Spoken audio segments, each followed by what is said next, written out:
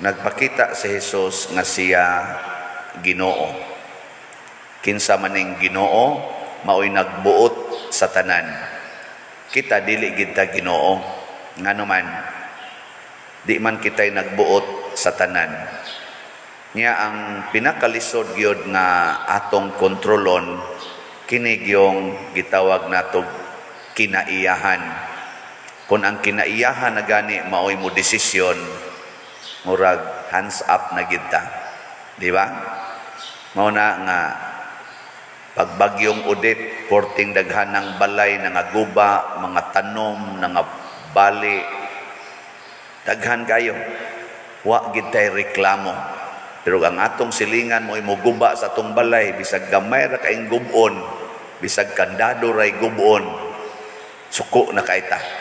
Pero mga lugpad ng mga atop, mga buak ng mga stained glass sa mga simbahan, tumbatan ng mga tanom, mga kahoy, dagko kayo, okay ra kay kinaiyahan man.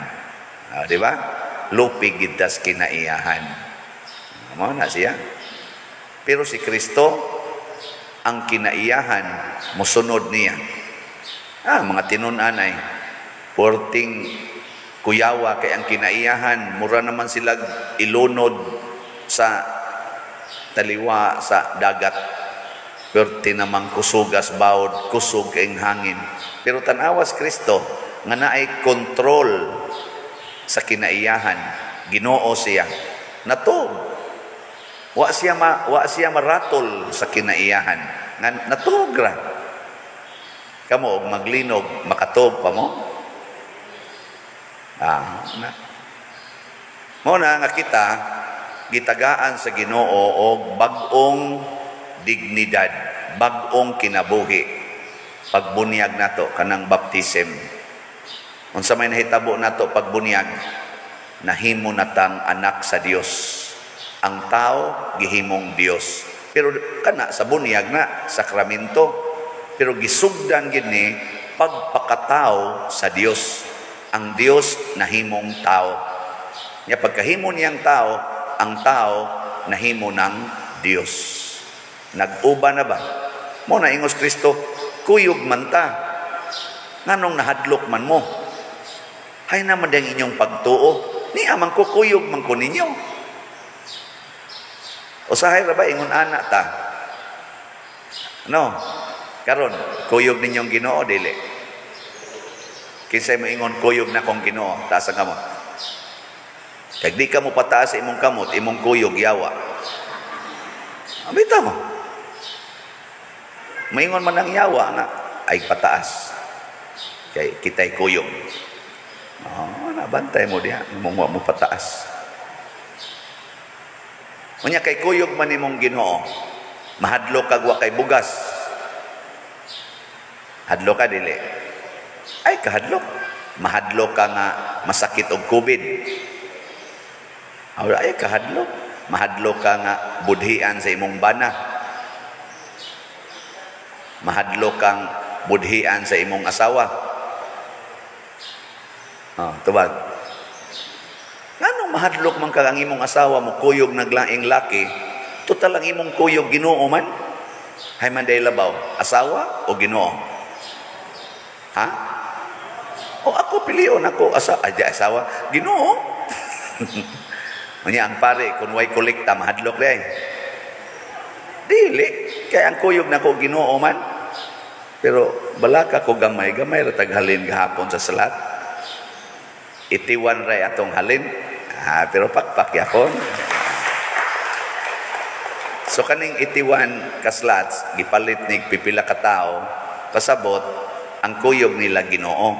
Katong wa mamalit kinsa may kuyog ato. Ginoo gyapon. Wa pa lang sila sugua nga palit. Basin pa day karon sila suguon. Di ba? Mao na ako moingon ra man jud ko sa Ginoo, Lord, gamay ra ni sus 9,575 pa. Naapa may mga 2,500 kuwang para mahimong 12,000. Ignoran akong Ginoo nga ikaw ra masagoy mo hong ana nila o gusto gini mong ipatukod ning kumbinto karong sunod buwan sugod. Di matukod yun pero dili gani ka. Ngano mamugos man sa kung say sakit sa tiyanan kung kita may gakuyog din Nana ra, relax. Ingon sa Ginoo, lang nagtukuray kay mamatay na magkakaroon sunod semana nako. Okay sa kayo. Hapit na gud ilubong si Father Aw. Nasa na mo sunod. Nya okay ra ninyo. Mamatay ning gawali. Okay ra? Hay man day importante kaning gawali o ang Ginoo. Kana Ginoo kuyog ninyo dinhi. Mamugos gimuani kabatig na akong aning gawali. Ginoo, wapo kayo. Wa man ni gahom ang nagwali. Di man gani kapahurot sa slat. Ang kuan, ang gamhanan gyud ang Ginoo. Mao na usahay malimot ani, maong reality. Mao na sa atong unang pagbasa gibutang Dios Ginoo. Ako'y gakuyog ninyo. Ako'y galuwas ninyo. Ako'y gasigig hatag ninyo sa tanang butang. Nganong sige mamugpakasala, mura magwa ta magkuyog. Ako ra ba matud pas Ginoo? Ug unsay akong isulti, mahitabo ra ba gyud? Ingon siya. Siya kana bitang leon, inigsyagit ana. Kulbaan mang mga tao kay manukob naman na. Di ba? Naay mga course of nature na maka-conclude dayon ta. Insya kun ka maomong mo conclude aning mga panghitabo sa kalibutan, you should conclude unsay mahitabo kung supako nimo ang akong pulong. O kasagaran nato kusog kay musupak kay mura manggog malimot nga kuyog natong Ginoo. Ako masinupakon sa ko pero inig ka-realize ako ayay kasupak na sad ko Lord ang Ginoo bitaw kitaan bitaw tika ko abi manggod na ko guwa ka maro kay kastanan mo na inana atong style kana bang hide and seek ba if the mouse is away if the cat is away the mouse will play kung ang iring kuno wa diha ang ilaga magduwa-duwa pero kanus manawa ang Ginoo sa atong kinabuhi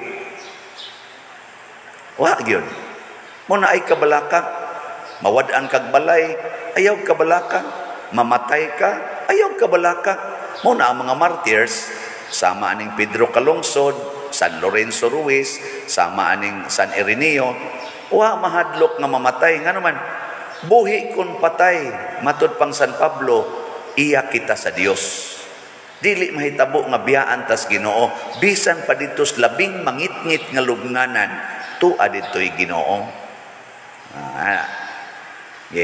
lingian na imong tupad kay mura ra bagi pangduka na ingna kinsay kuyog ni moron ingna kinsay imong kuyog ron ingon gani siya si Lord distingi ko ng tamparos distingi bag tamparos si Lord tamparos sa dayon masuko gani iyawa kuyog gana kay kun si Lord imong kuyog di jud ka masuko bisag tamparuson pa ngano man si Lord gitamparos man sad ikulata pa manggani siya manggani moy grabe kay martyrdom nya kuyugod mo one for all for one inigtamparos maingon din ka parihan na ta Lord isang Ginoo sige napay sunod ana patid na sad inshallah parihan gyud ko nimo Lord no isa ana gina siya nindot kay na mo na imong hunahon so di jud ka maguol malipayon ka kanunay why stress nya kuhaan ka sa tanang butang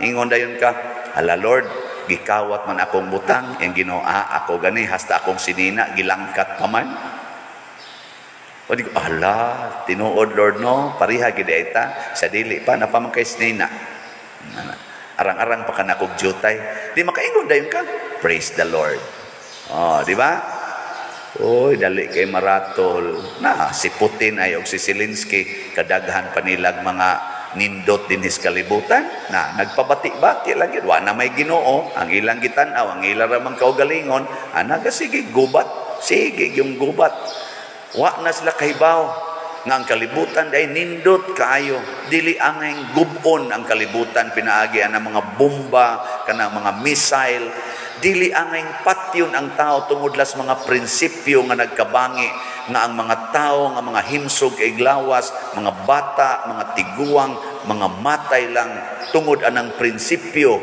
nga di ko gustong magpaulipon nimo. Kinsa man kang muulipon nako, suklan ti ka. Yang mingon sa tong usab, sige, pakita nako nimo, sukol-sukol kag ahat nako, bantay lang yung ka. Naghanak ang nangamatay tungod ani.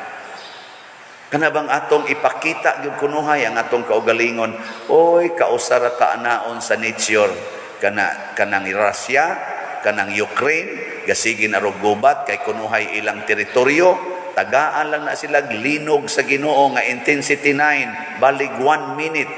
Sobra na naman na sila 3 months naman tingali na ilang gubat. Tagaan lang na sila linog, intensity 9, nya mo last og 1 minute. Hurot na ng ilang nasod tanan. Nya gubat-gubat, muragitag maoy tag-iya. No? Padar ko na ng inyong naong, siging anak, siging yung kiskis, siging yung concern kay naong, anto di na lang kapalit og slat noon, kay siging kiskis. Taga, sorry ha. Sa ilo ako oraglain na niya ako da personal ano. Adi why personal ay pero ang ako lang ba i-relate lang pud nato. Basig concern na kay taana nga nahibaw ra bagita mapando lang kagamay, matumba, maparok imong semento patay naman ka. Si Father gani o karon ambot na daksot ba to dito sa CR kay naligo man kuno na dito ra man siya namatay. Gamay ang atong kinabuhi anang huyang kaayo. Si Father Fernando Suarez, the healing priest, very well-known priest. Dagko kay to siya kolekta, very well-known. Namatay lang ang nagduwag tennis. Pastilan. Father Alex Salve, namatay lang ang natuog. Father Paul Tunyakaw, kauban na mo diha sa Santo Rosarios una, namatay lang ang natuog. Kahuyang ginato, no? Monsignor Binghay, porti gitong ninduta muwali, idol kay tunako, kay ako tong Paris Pres Guadalupe. Oy, nagsige pagkatawa-katawa ko, no? Sa maning na-admit naman nung tas hospital, ani? O pagkadangtag mga 8 hours, patay na. Dito paganis hospital, gitabang pagani. Patay lang yapon. Awa na ko ano'y, dili na takapangingon og lain pa, purting buotana, purti ka generous, purti pa kaaktibo ni anhing Bishop Chupilo Kamomot, na karon Venerable Chupilo Kamomot na, nabangga lang ang gisakyan, patay. Nya kamo, di mo ron mo sakay. Mga patyon mo, mabangga lang ang sakyanan, wa na ay patay na. Gatuo kag drive-drive ka, nindot ikag sakyanan, gatuo kag mo na makabuhi ni mo. Oy, mabangga lang na, humana ka. Pag mamalit mong slat, sama di Bishop Chupilo Kamomot, ang iyang tanang kulikta, gipalit niyag slat.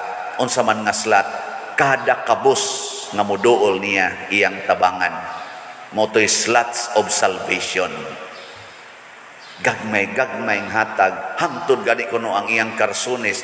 Monsignor Binghay masadto mo nagsulti na mo ani gamay bago pa ko simbahan. Galakaw kuno taon si Bishop Chupilo Kamomot, nakakitag manananggot nga busluton kay purol. Insa man oy wa jud kay nailis anang imong purol. Insa sus padre unsa iilis nga hasta ganing akong halin sa suka perti manggamaya.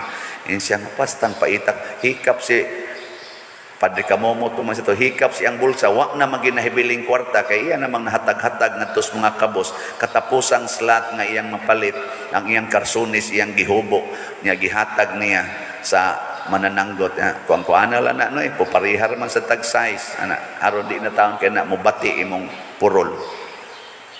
Iyang karsunis, gihatag ko, di ko muhatag sa kong karsunis. Sobra naman sana. Pero, grabe kayo mo palit og slat, si Bishop Chupilo Kamomot, karon wa na, dako na kay siya reward, venerable na, hapit na hapit na santo. Oh, sus. Kamo, gusto mo maingon ana?